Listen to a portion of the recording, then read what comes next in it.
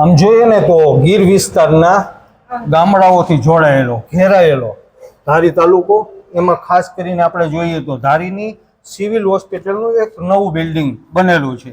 આ બિલ્ડિંગની અંદર દિન પ્રતિદિન આમ જોઈએ ને તો સુવિધાઓમાં વધારો થતો જાય છે. આપણા માનનીય ધારાસભ્ય જેવીભાઈ કાકડિયા અને આપણા માનનીય જિલ્લા પ્રમુખ અતુલભાઈ કાનાણીના પ્રયત્નોથી અત્યારે આમ જોઈએ ને તો ધારીની અંદર ખૂબ સારા એવા ડૉક્ટરોની ટીમ અત્યારે ફરજ પર છે. અને ગરીબ જે દર્દીઓ છે, જરૂરિયાતમંદ જેટલા પણ દર્દીઓ છે, એમને પૂરતી સારવાર પણ અહીં પૂરી પાડવામાં આવે છે.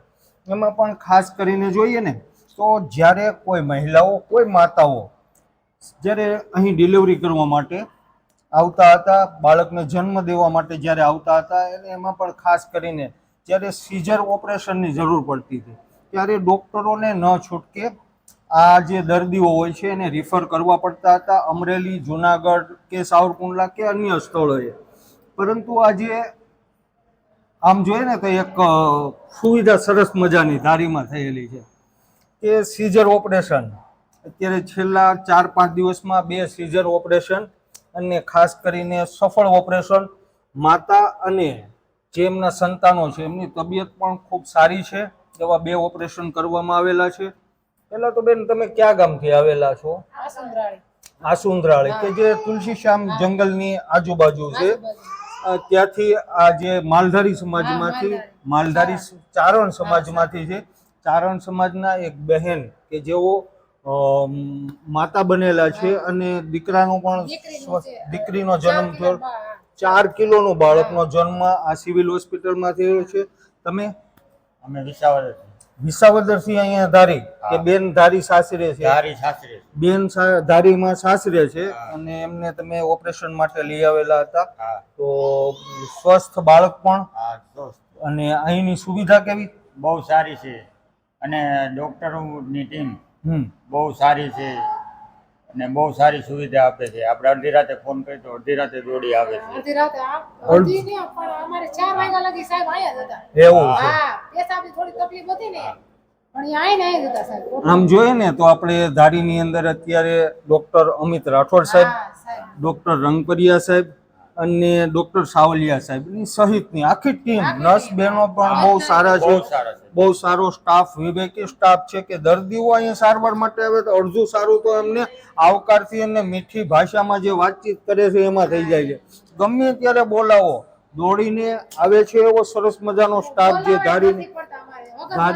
અને બેન, આવું છે કે આપણે આ શ્રીમંત લોકો હોય ને એને આ સુવિધા શરૂ થઈ ગઈ, એને મનમાં ન હોય. આપણે ગરીબ માણસોને તો ખૂબ તમે હેરાન પણ થાવ બહાર જાવ તો, અને પૈસા પણ બેસે. પણ અત્યારે જે સરકારની સુવિધા, અને ખાસ કરીને ધારાસભ્યએ ખૂબ સારું એવું કામ કરેલું છે. સાથે જ આપણે આગામી દિવસોમાં એવું છે કે ડાયાલિસિસ વિભાગ પણ શરૂ થવા જઈ રહેલો છે અને બ્લડ સ્ટોરેજ રૂમ પણ શરૂ થાય, અને એક ઓર્થોપેડિક ડૉક્ટરની પણ ખાસ કરીને જરૂર છે. આ 3 સુવિધા ધારીમાં જો તાત્કાલિક શરૂ થાય તો ઘણો દર્દીઓને સવલતો, સારવારો મળી શકે એમ છે. ખૂબ ખૂબ આભાર આપણે માનનીય ધારાસભ્યનો, અતુલભાઈ કાનાણીનો, અને ધારી સિવિલ હોસ્પિટલમાં જેટલા પણ ડૉક્ટરો, જેટલા પણ નર્સો, જેટલો પણ સ્ટાફ છે એ તમામનો આપણે આભાર વ્યક્ત કરીએ કે તેઓએ આ છેલ્લા 1 અઠવાડિયામાં 2 સીઝર ઓપરેશન કરેલા છે અને માતાઓની અને બાળકોની બંનેની તબિયત ખૂબ સારી છે. હું ધારી સિવિલ હોસ્પિટલમાં ફરજ બજાવું છું ગાયનેકોલોજીસ્ટ તરીકે, ડૉક્ટર અમિત રાઠોડ.